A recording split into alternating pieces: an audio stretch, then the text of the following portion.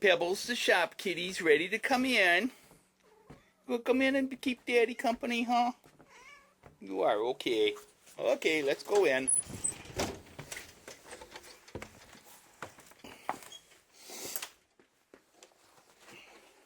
She's a good kitty.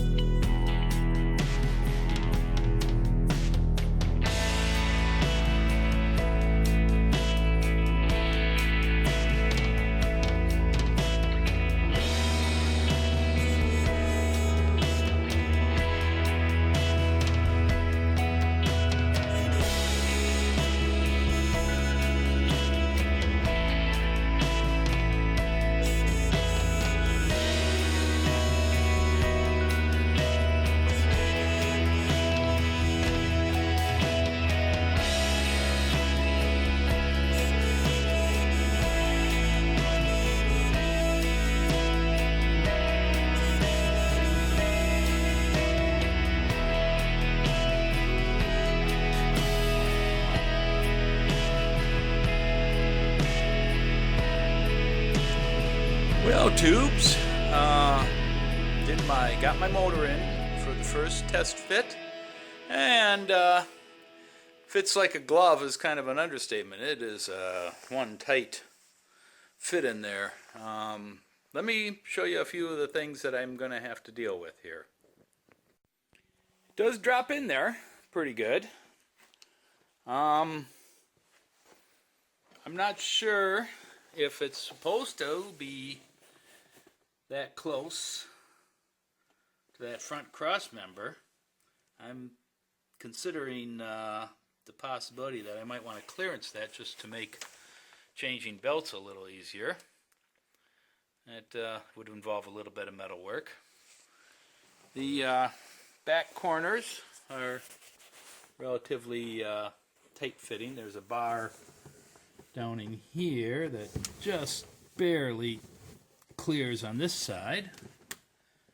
The firewall to torque converter or to the transmission down in here.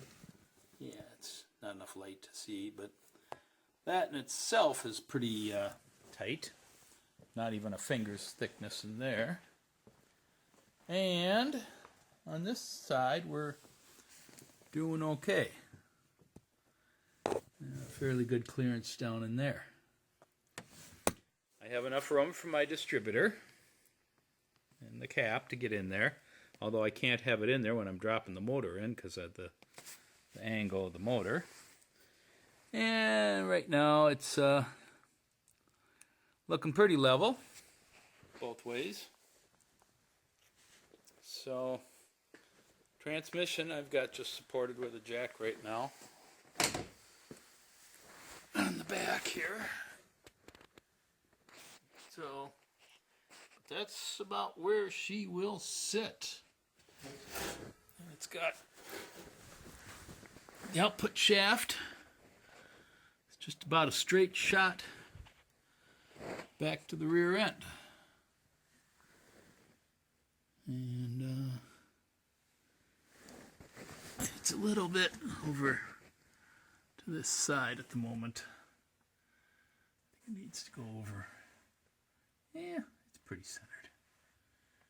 Yeah, maybe over a little bit, but fits in there just the way it should. So the one thing I am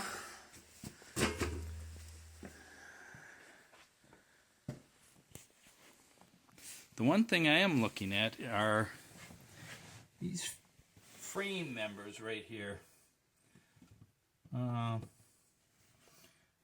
In my workbook, the upgraded, what do you call it? The release shows these bars as being coming over here and then going back. And I tell you, that looks to me like about what I need for getting some clearance for some exhaust pipes through here. Otherwise, I don't have much room for anything. That's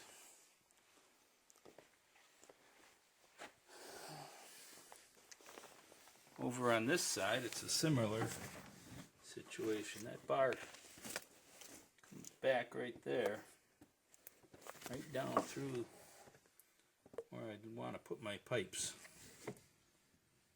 I could probably do factory exhaust. That's about it. So, anyhow, lots of room for air cleaner. Sits down in there nice. Don't have to worry about that. So,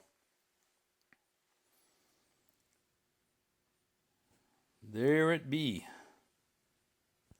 Hey tubes, well, I'm digging through my old assembly manual here that was revised March 1987, which is just a couple months before I got my chassis. And as I'm going through here,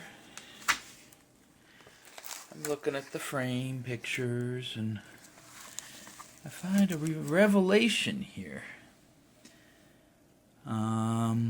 Looking at these photos, I see this bar that's in my way has been taken care of.